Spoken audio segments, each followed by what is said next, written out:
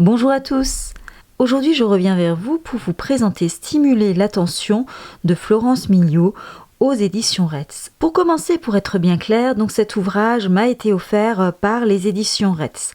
Alors ça se présente comme ça, voilà, on se dit tiens c'est un livre, un petit élastique, mais en fait c'est une petite pochette dans laquelle on va retrouver des petits cartons.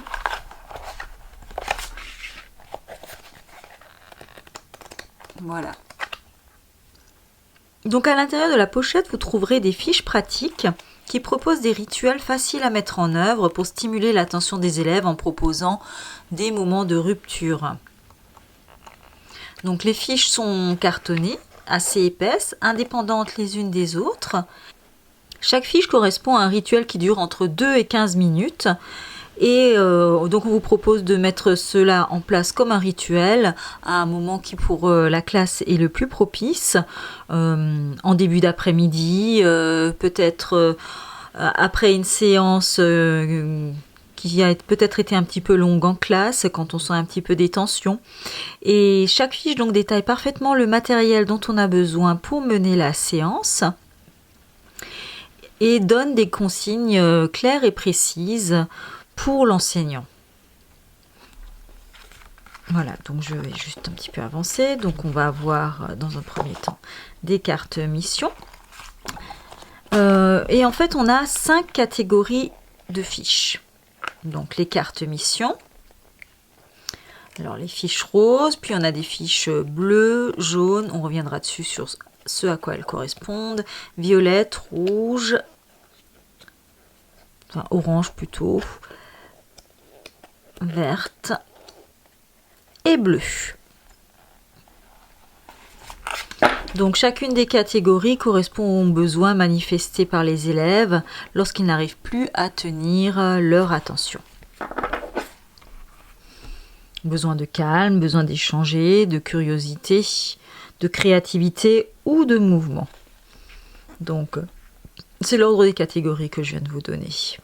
Ce qui est proposé par la méthode, c'est que ces cartes missions sont remises à des élèves.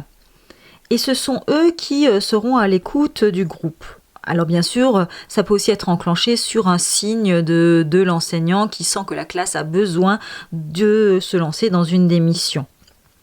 Donc il y aura par exemple 1 ou 2 enfants qui seront les gardiens de l'attention. Ce sont des enfants qui détiendront la carte et qui pourront déclencher le moment où on utilisera la carte. Alors il y a attention, c'est une carte joker et qui ne pourra être utilisée par l'enfant qu'une fois dans la journée pour la classe.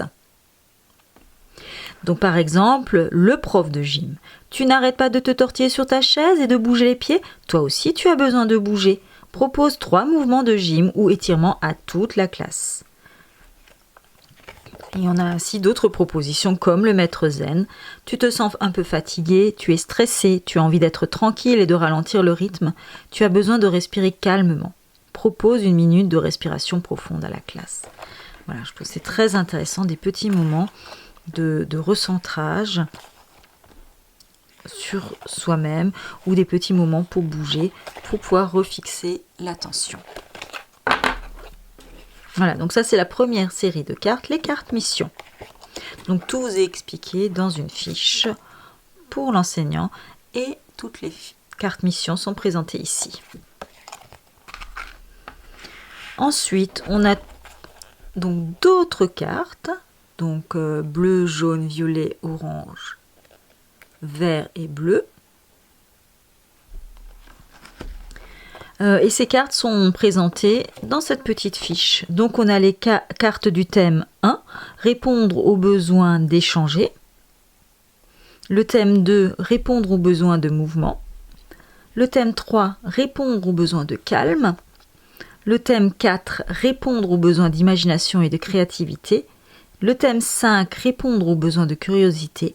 Et le thème 6, les gestes professionnels. Donc le thème 6, ce ne sont pas des activités pour les élèves, mais des conseils sur les gestes professionnels à adopter dans la classe pour maintenir l'attention des élèves. Il s'agit de méthodes que l'enseignant pourra utiliser en classe pour instaurer un cadre de travail stimulant et bienveillant.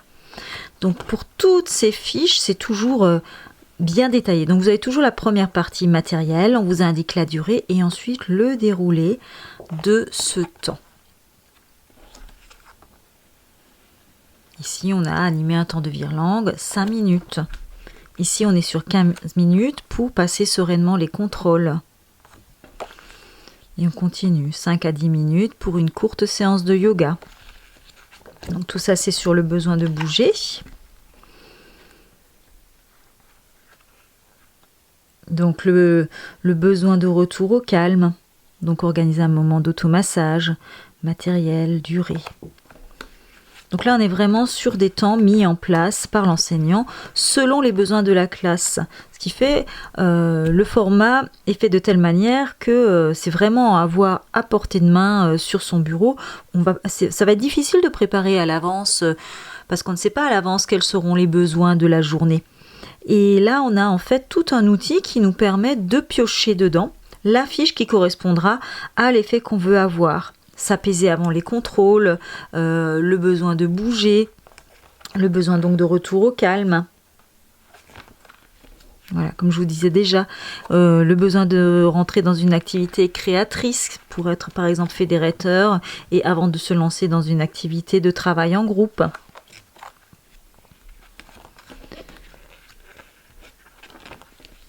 Alors vraiment, moi je vous recommande ce petit fichier qui marche vraiment très très bien en classe.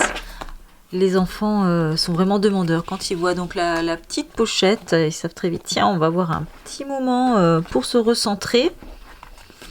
Et finalement, rien que déjà de voir la petite pochette, très rapidement l'associer donc à des activités qui forcément vont leur plaire beaucoup, puisqu'elles permettront de répondre à un besoin.